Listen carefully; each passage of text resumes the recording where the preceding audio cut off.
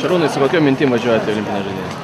Tekusi mintis taip paprastos, stengtis pasiruošti kuo geriau pirmom rungtynėm su Argentina ir kuo geriau sužaisti. Ir aišku, stengtis išlošti ir nuo to, kaip sakant, viskas prasidės. Pirmos rungtynės joms svarbios, tokios labai svarbios, specifinės, bet su jom olimpiada nei prasidės, nei pasibaigs. Taip jau, bet prasidės, aišku, bet nepasibaigs. Ką noriu pasakyti. Ar Argentina yra iš tų komandų, kurią nugalėti reikia žaisti savo geriausią krepšinį?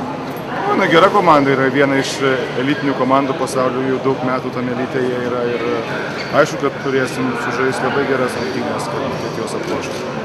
Šarūnai, kaip po Venesuelos pavyko išlaikyti formą? Jinai pagerėjo kažkaip, jie išlaikė tokią pačią pagal kontrolinį. Sunku pasakyti, iš tikrųjų tai labai sunku, pagal Venesuelos kažkaip buvo, nes vėl iš naujo reikėjo, kaip sakant, įeiti tą ritmą ir taip toliau, bet aš galvoju, kad šiai dienai mes esam geresni negu tie, kurie buvom Venezueloj, bet aišku, ir varžovai yra jau tikrai žymiai stipresni, taip kad mums tikrai reikės žaisti dar geriau negu esam dabar ir negu buvom Venezueloj ir kovoti iš paskutiniųjų ir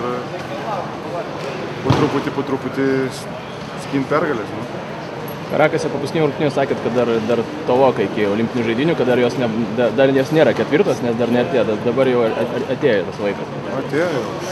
Į lėktuvą bent jau įsėsiu, kaip toliau bus, nežinau. Nežinau, malonu, man tai tikrai tas jausmas vėl bus sugrįžti olimpinį kaimelį, tikrai labai malonus ir laukiu to, aišku, tai buvo visos vasaros tikslas, vis tiek jau čia tų mėnesių praėjo treniruočių daug ir tikrai malonu, kad važiuoju į tą Londoną. Ar reikėjo patarimų komandos draugams, kurie dar nėra žaidę olimpinės žaidynės, ar čia niekas skiriama? Ne, kad visiems viskas aišku, daugiau mažiau, ką ten. Nieko ten nelabai jau patarsi. Pasirašėte jau sutartį, galiausiai apsisprendėte, kodėl buvo toks sprendimas, kodėl būtent Barcelona? Tai buvo daugiau man krepšinio sprendimas, norėjau vis tiek žaisti tokiam klube kaip Barcelona, norėjau dirbti su Xavi Pascualiu, norėjau žaisti Ispanijos lygoje, tai buvo pagrindiniai faktoriai, aišku, tik tai pliusai, kad žinau miestą, kad turiu daug draugų, kad žinau klubą, kad žinau personalą, ten sakykime, stafą jo, tie buvo tik tai pliusai, bet tai daugiausia buvo krepšinio sprendimas. Ir negazina tai, kad ten 1+1, kad nėra 2 garantuotų metų, ar pačiam taip geriau? Ne, tai kad žinai, kai tau 36 metai, nieks ten po tais metais nelabai švaistosi.